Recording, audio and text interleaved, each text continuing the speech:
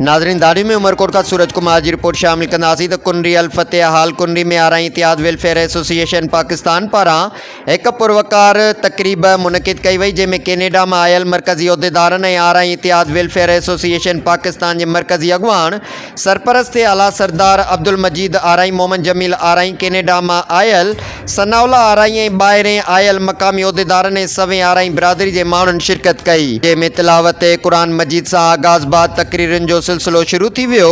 ज़िले उहिदेदार मोहम्मद इमरान आरई कुनरी में खैराती अस्पताल कायम करण समेत 5 नुकाती करारदार पेश कई, जॾहिं त उन जी आजा कई वई। इन मौके ते मक़ामी ऐं मरकज़ी उहिदेदारनि समेत खिताब कंदे सरपरस्त आला सरदार अब्दुल मजीद आरई चयो आहे त आरई बिरादरी में इतिहाद पैदा करण ऐं नंढनि वॾनि इख़्तिलाफ़नि खे विसारे करे हिकु प्लेटफॉर्म ते मुतहद थियण जे लाइ आरई बिरादरी जे भलाई लाइ भरपूर तवजो ॾियण ते ज़ोर ॾिनो।